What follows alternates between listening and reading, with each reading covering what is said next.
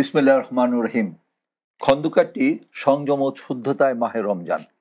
এই মাহে রমজানে আমরা যে জিনিসটা সবচেয়ে বেশি দরকার তা হলো আমরা নিজেরা শুধরানো, সংযমী হওয়া এবং আত্মশুদ্ধি হওয়া।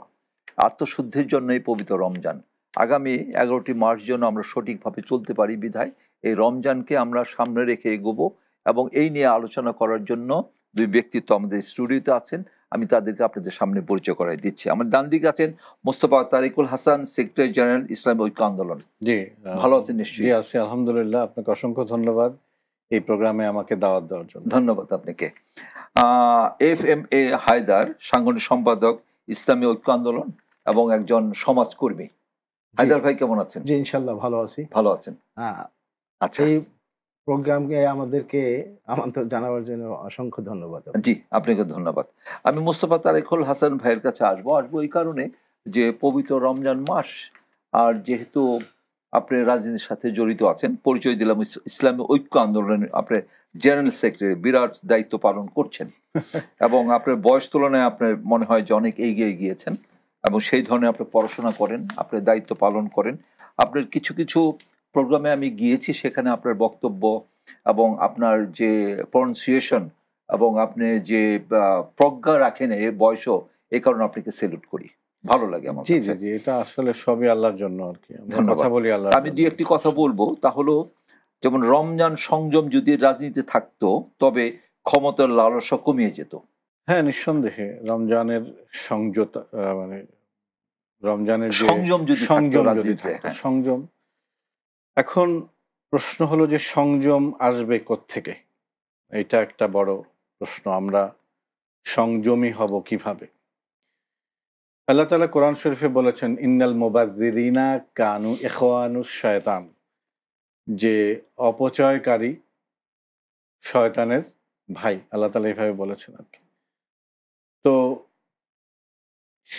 অপচয়, আমার যে সময়, আমার অপচয় যদি সেটা আল্লাহর কাজে না লাগে, আমার কথা এটাও অপচয় যদি সেটা কাজের কাজ না হয়, আল্লাহর কাজে না লাগে এবং যদি সমাজের কাজে না লাগে, তাহলে এটা সবই বেকার হয়ে যাবে। আমাদের দেশের রাজনীতিবিদরা, আমি নিজেকেও একজন রাজনীতিবিদ বলি, আসলে ম্যাক্সিমাম রাজনীতিবিদদের কাজ কতটুকু সমাজ সংস্কারের জন্য হচ্ছে এবং যারা ইসলামের জন্য কাজ করে তাদের কাজ কতটুকু ইসলামের জন্য হচ্ছে, এইটা অবশ্য একটু গুরুত্ব সহকারে তলিয়ে দেখার অবকাশ রাখে। আল্লাহ তাআলা যখন রমজানের ইম্পর্টেন্ট যে আয়াতটা দিয়েছেন সেটা হলো যে, ইয়া আইয়ুহাল্লাযীনা আমানু কুতিবা আলাইকুমুস সিয়াম কামা কুতিবা আলাল্লাযীনা মিন ক্বাবলিকুম লাআল্লাকুম তাত্তাকুন। এই আয়াতটা আমরা জানি, সবাই জানি, এবং আয়াতটা খুব বৃহৎ একটি অর্থ নিয়ে আমাদের সামনে এই আয়াতটা এসেছে। লাস্টের যে মানে আল্লাহ তাআলা বলছেন যে তোমাদের জন্য এই রোজা ফরজ করা হয়েছে, তোমাদের আগের যারা ছিল তাদের জন্য ফরজ করা হয়েছে। এই জন্য আপনি দেখবেন যে আমাদের আগের যারা আছে, যেমন আমাদের আগের নবী রাসূল ছিলেন, ঈসা আলাইহিস সালামের কওম, তার আগে মূসা আলাইহিস সালামের কওম, এরপরে এই কিতাবধারী ছাড়াও আপনি সনাতনীদের মধ্যেও দেখবেন, আবার বৌদ্ধ ধর্মের মধ্যেও দেখবেন যে এটা কোনো না কোনোভাবে ওখান থেকে ছড়িয়ে গেছে, না আল্লাহর এইটা ওদের কাছে ছড়িয়ে গেছে। এই যে না খেয়ে থাকার ইবাদতটা, এইটাই তো আসলে সব জায়গায় দেখা যায় যে আল্লাহ যে আমি আগের কওমদেরকেও দিয়েছি, তোমাদেরকেও দিয়েছি। কি কারণ একটি, সেটা হলো লাআল্লাকুম তাত্তাকুন। হয়তোবা তোমরা লাআল্লাকুমের অর্থ হলো হয়তোবা তোমরা আল্লাহর ভয়ে ভীত হবে। আচ্ছা, তো এখন সংযমী হতে হলে তার ভিতরে তাকওয়া, আল্লাহর ভয় সর্বপ্রথম এটা ঢুকাতে হবে। এটা যদি না হয় তাহলে সে রাজনীতিবিদই বলেন, আর ব্যবসায়ী বলেন, আর ডাক্তার, ইঞ্জিনিয়ার, চিকিৎসক যাই বলেন না কেন, প্রত্যেকের কিন্তু একটি সংযমের জায়গা আছে। জি, সে লাইসেফেয়ার হবে না, অবাধ স্বাধীনতা ভোগ করবে না, কোনো কিছু অবাধ। একজন ব্যবসায়ী সে অবাধ লাভ করবে না, মানুষের গলা টেপে ধরবে না, রোজা আসলেই দাম বাড়িয়ে দেবে না। সব জায়গায় তাকে একটা সংযমী হতে হবে। একজন রাজনীতিবিদ সে তার অবাধ স্বাধীনভাবে জীবনযাপন করবে না, কর্মীদের সাথে সে খারাপ ব্যবহার করবে না, জাতির জন্য সে যাই দেবে মঙ্গলজনক দেবে। ইসলামের জন্য যদি সে কিছু করতে চায় তাহলে সেটা যেন অবশ্যই জাতির এবং দিন ইসলামের বৃহত্তর স্বার্থে কাজে লাগে, তার এই কাজগুলো সে করবে, না হলে সেই হবে অসংযমী এবং তাকে দিয়ে আসলে না ইসলামের বলেন আর না সমাজের বলেন কোনো কাজই হবে না। জি, আমি আরেকটু আসবো আপনার কাছে, আসবো এই কারণে যে রমজান শেখায় সত্য ন্যায়ের পথে থাকার সাহস, যা রাজনীতিতে হারিয়ে যাচ্ছে। না, রাজনীতি হারিয়ে যাচ্ছে তো। আমাদের রমজান, আমি যদি বলি যে শাহরুর রমাদান উনজিলা ফিহিল কোরআন, সত্য ন্যায়ের পথে থাকার সাহস। থাকার না, এই যে দ্বিতীয় একটি আয়াত বলি শাহরুর রমাদান উনজিলা ফিহিল কোরআন, এই সে রমজান মাস যে রমজান মাসে কোরআন নাজিল হয়েছে। কোরআনটা কি কি নাজিল হয়েছে? কোরআন। এটা কি? হুদাল্লিন নাস, এটা মানুষের জন্য হেদায়াত গ্রন্থ। মানুষ কিরকম ভাবে চলবে, সে কোনটা করবে কোনটা করবে না, code of life, complete code of life. জি, ও বাইয়িনাতি মিনাল হুদা ওয়াল ফুরকান, এটাকে সুস্পষ্টভাবে কোরআনের সবকিছু বর্ণনা করে দেওয়া হয়েছে এবং এটাকে ফুরকান করা হয়েছে, মানদণ্ড, সত্য মিথ্যার মানদণ্ড। আমি যে পারফেক্ট, এটা বিচার করবে কে? কোরআন। আপনি যে পারফেক্ট ব্যবসায়ী, এটা বিচার করবে কে? কোরআন। সবকিছু দিয়ে আমি যে পারফেক্ট রাজনীতিবিদ, সে যে একজন সমাজকর্মী, এটা বিচার করতে হবে কোরআনের মানদণ্ডে। কোরআনের বাইরে আপনি হাজারো কাজ করেন, সেটা আল্লাহর কাছে কিছু গ্রহণযোগ্য হবে না। তো সুতরাং আপনার প্রশ্নের যেটা আপনি করেছেন যে সত্য এবং, যেমন আপনার এই কথার পরিপ্রেক্ষিতে পবিত্র কোরআনে যেটা বলছেন, আমি আরেকটা কোট এখানে রেখেছি, তা হলো নীতি ও নৈতিকতাহীন রাজনীতি মাহে রমজানের শিক্ষা পরিপন্থী। হ্যাঁ, অবশ্যই অবশ্যই, যে কথা আপনি বলছিলেন পবিত্র কোরআনে যেটা স্পষ্ট আছে যে এটা বাইয়ানা করা হয়েছে সুস্পষ্ট ভাবে, আপনি কি করবেন না করবেন সব আল্লাহর কোরআনে, যেহেতু কমপ্লিট কোড অফ লাইফ, সব আল্লাহর কোরআনে এটা দিয়ে দেওয়া হয়েছে। আমাদের দুর্ভাগ্য যে আমরা সব পড়ি, আমরা সকাল হলে পত্রিকাটা না পেলে অস্থির হয়ে যাই, মোবাইল ফেসবুকে না ঢুকলে আমরা অস্থির হয়ে যাই, আমরা নানান কিছু পড়ি কিন্তু আমরা কোরআনটা পড়ি না, কোরআনের বিশ্লেষণটা আমরা পড়ি না, অর্থ পড়ি না, জানার চেষ্টা করি না, কোরআনের অর্থ আমরা পড়ি না। হুদাল্লিন নাস, হেদায়েত, মানুষের জন্য যে হেদায়েত গ্রন্থ, সেটাই তো পড়ি না।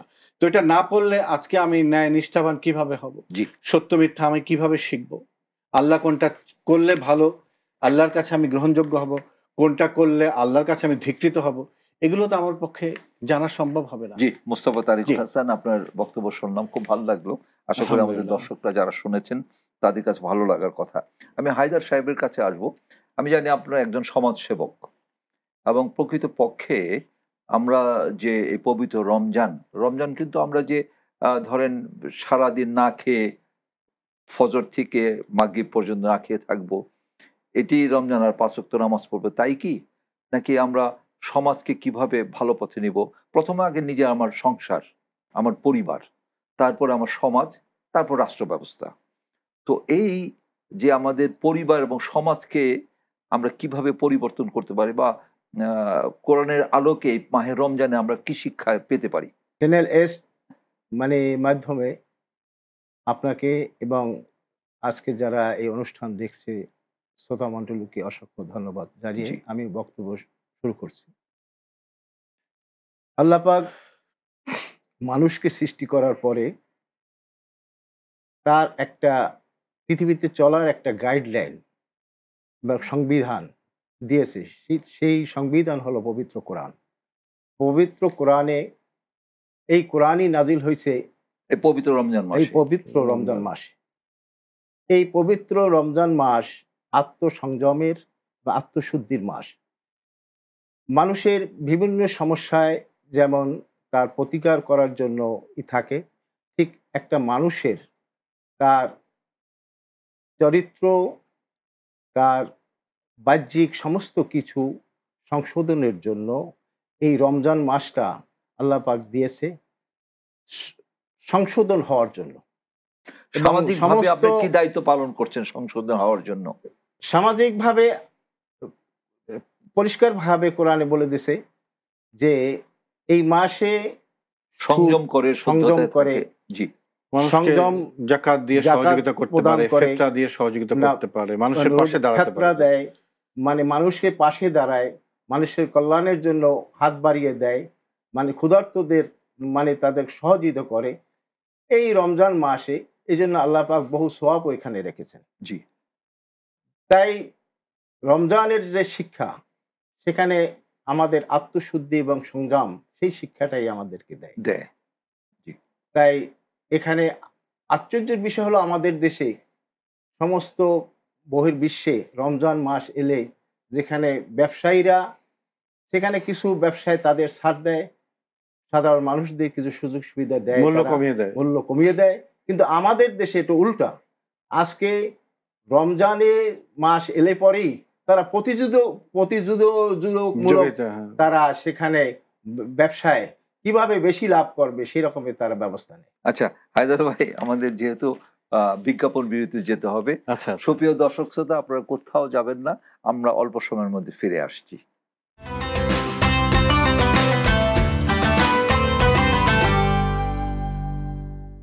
বিসমিল্লাহির রহমানির রহিম। সুপ্রিয় দর্শক শ্রোতা, আমরা এতক্ষণ শুনছিলাম আমাদের যে দুই ব্যক্তিত্বের কথা, এবং আপনারা বিজ্ঞাপন বিরতির পরে এতক্ষণ সঙ্গে থাকার জন্য অনেক অনেক ধন্যবাদ। আমরা তারিকুল হাসান সাহেবের কাছে আসবো এই কারণে যে পবিত্র রমজান মাসে খুব একটি যে আমাদের উপরে দায়িত্ব আসছে, যে কথা আপনিও বলছিলেন, যে জাকাতের বিধান। এবং আমি এর আগে শুনেছি মাওলানা আব্দুর রহিম রহমতুল্লাহ আলাহি, উনি একটি কথা বলেছেন, যে তখন এরশাদ সাহেবের আমল ছিল, স্পষ্ট উনি কথা বলেছিলেন, যেটা আপনার বাইতুল মোকাররমের সামনে, যে বর্তমান সরকারের এই জাকাত তুলে নিয়ে যাওয়া, জাকাত ফান্ড করার কোনো অধিকার এই বর্তমান সরকারের নেই। বিরাট বড় একটা চ্যালেঞ্জিং কথা বলেছেন। তো আপনার দৃষ্টিতে মাওলানা রহিম সাহেব যে কথাটা বললেন, তাহলে জাকাতের ফান্ড তো তৈরি করা হয় রাষ্ট্রীয়ভাবে, দুস্থদের বা যারা প্রকৃতপক্ষে এটা পাওয়ার উপযুক্ত তাদেরকে দেওয়া, তাহলে সেই কথাটা উনি কেন বলছেন যে এই সরকারের অধিকার নাই, কি কারণে?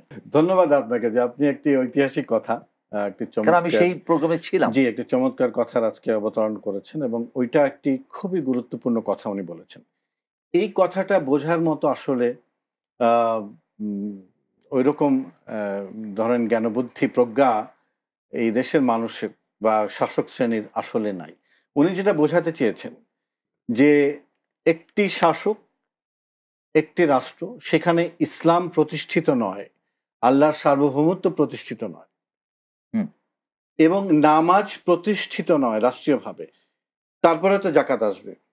মানে বিষয়টা হলো যে কোরআনে যতবারই জাকাতের কথা আসছে, আগে আসছে আকিমুস সালাত ওয়া আতুজ জাকাত। আগে সালাতের কথা বা নামাজের কথা বলা হয়েছে, তারপর সালাত, তারপরে তার মানে আপনাকে বুঝতে হবে যে যে সোসাইটিতে, যে রাষ্ট্রে নামাজ প্রতিষ্ঠিত নয়, সেখানে জাকাত ফান্ড গঠন করা মানে কি, সেটাকে প্রতিষ্ঠিত করা, একটা একাডেমিক বা একটা প্রাতিষ্ঠানিক রূপ দেওয়া। তো তুমি আগে নামাজকে প্রাতিষ্ঠানিক রূপ দাও, নামাজকে বাধ্যতামূলক করো বিভিন্ন প্রতিষ্ঠানে, তারপরে জাকাতকে তুমি দিবা, এবং তারও আগে আল্লাহর সার্বভৌমত্ব রাষ্ট্রে প্রতিষ্ঠা করতে হবে।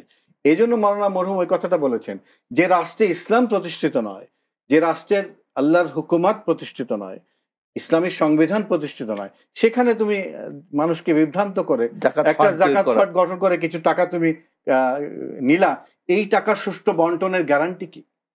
আরেকটি কথা কেউ তো জবাবদিহিতার মধ্যে নাই। সুতরাং এই ফান্ড কালেকশন করা এটা একটা বিরাট দায়িত্ব। জি জি, এর জন্য একটু বলি, যেহেতু জাকাত নিয়ে কথা হয়েছে, এবং মাওলানা রহিম সাহেব উনি অর্থনৈতিক ব্যাপার যেভাবে ইসলামের অর্থনীতিটা উনি লিখে গেছেন, এবং এখন আমরা দেখছি বাংলাদেশের প্রেক্ষাপটে এটা শুরু হয়েছে, যে ইসলামিকভাবে ইসলামিক ব্যাংক এবং ইন্স্যুরেন্স যেটা হচ্ছে, যেটা আমাদের পুরা দেশটাই তো সুদ ভিত্তিক অর্থনীতির উপর নির্ভর করে। তো তার মধ্যেও চেষ্টা করে যাওয়া, এবং সেটা কিন্তু মাওলানা আব্দুর রহিম সাহেব উনি দেখিয়ে দিয়ে গেছেন, যে সুদ ছাড়াও একটি ব্যাংক চলতে পারে, ইন্স্যুরেন্স চলতে পারে। তো এখানে আমি যেটা বলতে চাচ্ছি তা হলো যে এই অর্থনৈতিক কর্মকাণ্ডের মধ্যে জাকাতটা কি দায়িত্ব পালন করে, বিশেষ করে যারা দুস্থ আছে, যারা ঋণগ্রস্ত আছে, যারা অভাবী আছে, কর্মহীন আছে, তাদের পক্ষে এই জাকাতটা কি দায়িত্ব পালন করতে পারে? না, অবশ্যই অবশ্যই আপনি যেটা বললেন যে জাকাতের গুরুত্ব, জি, রাসূল করিম সাল্লাল্লাহু আলাইহি ওয়াসাল্লাম একটা হাদিসে উনি সর্বপ্রথম মুয়াজ ইবনে জাবালকে পাঠিয়েছেন ইয়েমেনে। আচ্ছা, ইয়েমেনে হযরত মুহাম্মদ সাহাবা, মুয়াজকে পাঠিয়েছেন ইয়েমেনে ইহুদিদের কাছে, স্পেশালি ইহুদি ব্যবসায়ীদের কাছে। ইহুদিরা সবসময় রিচ, জানেন, তাদের কাছে পাঠিয়েছে, এবং তাদেরকে বলা হয়েছে যে তখন ইয়েমেন তো মুসলিম বিশ্বের আন্ডারে, রাসূল করিম সাল্লাল্লাহু আলাইহি ওয়াসাল্লামের আন্ডারে, যে তোমরা জাকাত দিতে হবে, হে আহলে কিতাব যারা আছো, তোমাদেরকে জাকাত দিতে হবে। জাকাতটা অর্থ কি? তোমাদের যে ইনকাম করো যে অর্থে, সেই অর্থের পার্সেন্টেজ জাকাত দিতে হবে, যেটা দুস্থদের দুস্থদের কাজে আসবে। আসবে। এবং রাসূল করিম সাল্লাল্লাহু আলাইহি ওয়াসাল্লাম যে কদিন বেঁচে ছিলেন, এইটা প্রত্যেকটা তার আন্ডারে যত রাষ্ট্র ছিল, যত অঞ্চল ছিল, যত রাজ্য ছিল, এটা তারা মেনটেন করেছে। একটা ঝামেলা হয়ে গেছে রাসূল করিম সাল্লাল্লাহু আলাইহি ওয়াসাল্লাম ইন্তেকালের পরপরই। হ্যাঁ। যখন হযরত আবু বকর রাদিয়াল্লাহু তাআলা আনহু ক্ষমতায় আসলেন, খলিফা হলেন, তারপরে এরকম একদল বের হলো যে না, আমরা তো আল্লাহকে মানি, আমরা তো রাসূলকে মানি, আমরা নামাজ পড়ি, বাট আমরা মানে we are not agree to give জাকাত, আমরা জাকাত দিব না। এবং এর মধ্যে কিছু ভণ্ড নবীও বের হয়ে গেল। তখন ওই একটা ক্রিটিক্যাল অবস্থায় হযরত ওমর ফারুক রাদিয়াল্লাহু তাআলা আনহু একদিন বলছেন হযরত আবু বকর রাদিয়াল্লাহু আনহুকে যে ইয়া খলিফাতুল মুমিনুন, আপনি এই অবস্থায় আপনি কিভাবে চালাবেন রাষ্ট্র? জি। তখন হযরত আবু বকর রাদিয়াল্লাহু আনহু উত্তর দিলেন যে রাসূল করিম সাল্লাল্লাহু আলাইহি সাল্লামের নির্ধারিত যে যাকাত, যারা নামাজের কথা বলে কিন্তু জাকাত দেবে না, যারা মানুষের হক, এটা হলো হক। জি। দুস্থদের হক হলো জাকাত। যারা রিচ, নামাজ পড়ে, আল্লাহকে বিশ্বাস করে, নামাজ পড়বে কিন্তু জাকাত দেবে না, তাদের বিরুদ্ধে আমি যুদ্ধ ঘোষণা করব। কে বললেন এটা? এটা হযরত আবু বকর রাদিয়াল্লাহু আনহু। হ্যাঁ, এবং তিনি যুদ্ধ ঘোষণা করলেন অলরেডি। আচ্ছা। এরকম অনেক ভণ্ড নবী এবং যারা জাকাত থেকে বিরত থেকেছেন, তখন থাকার চেষ্টা করেছেন, তাদের বিরুদ্ধে জিহাদ ঘোষণা করেছেন। ঠিক এইটাকে আমি কোনোভাবেই ছাড় দিতে দেব না।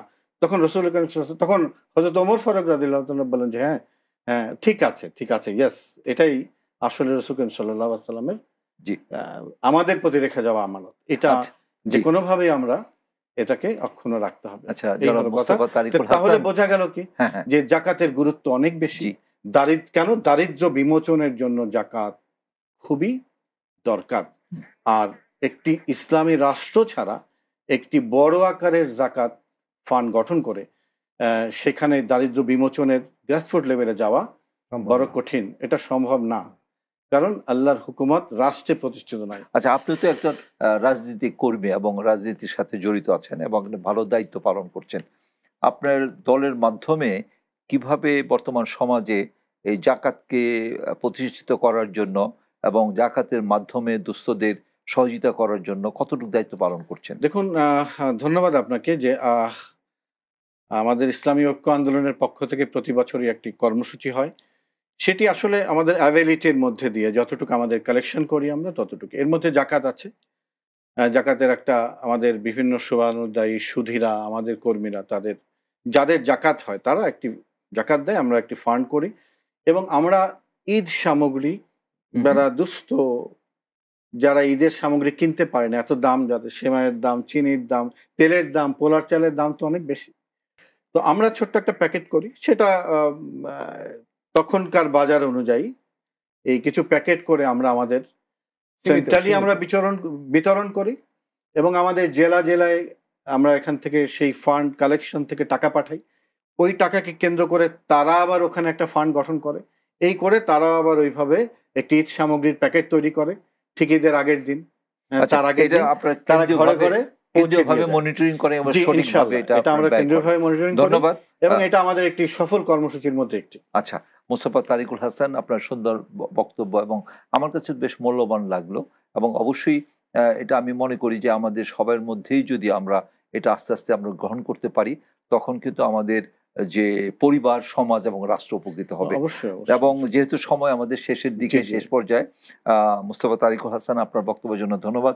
হায়দার ভাই, আপনাকে সেরকম সুযোগ দিতে পারলাম না যেহেতু আমাদের সময়ের কাছে আমরা বন্দী, তবে এরপরে আমাদের আরো সুযোগ হলে আপনাকে বলবো। সুপ্রিয় দর্শক শ্রোতা, আপনারা শুনছিলেন আমাদের ইসলামের কথা, শুনছিলেন আমাদের রাষ্ট্র গঠনের কথা, শুনছিলেন আমাদের ইসলামের অর্থনীতির কথা এবং সুদভিত্তিক সমাজেও আমাদের অর্থনীতি কিভাবে ইসলাম ভিত্তিক হতে পারে এবং এটা যদি আমাদের 15 রেফারেন্স যারা মোহাম্মদ সাল্লাল্লাহু আলাইহি ওয়াসাল্লাম এবং খোলাফায়ে রাশিদিন আমলে যারা করে গেছেন, দায়িত্ব পালন করেছেন, তাদের দীক্ষা নিয়ে, তাদের সঠিক পথটা জেনে যদি আমরা আমাদের পথ চলা শুরু করতে পারি, তবে মনে করি আজকে আলোচনা সার্থক হবে এবং তখনই কিন্তু আমরা মাথা উঁচু করে বলতে পারবো যে হ্যাঁ, আমরা এই পবিত্র রমজানে আমরা ভালো কিছু শিক্ষা পেয়েছি এবং আমাদের সমাজকে পরিবর্তন করার জন্য আমরা চেষ্টা করেছি, তখনই আমাদের আলোচনা সার্থক হবে। আবারও আপনাদের নিরন্তর শুভেচ্ছা জানিয়ে শেষ করছি। আল্লাহ হাফেজ, আসসালামু আলাইকুম।